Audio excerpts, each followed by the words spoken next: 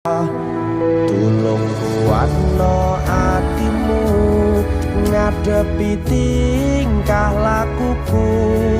do sayang sigarane nyawaku bakal tak jaga tresnamu tulung jaga nan atimu kancani nulis cerita uripku ya mung kowe nang atiku ra ono liyane selawase bebar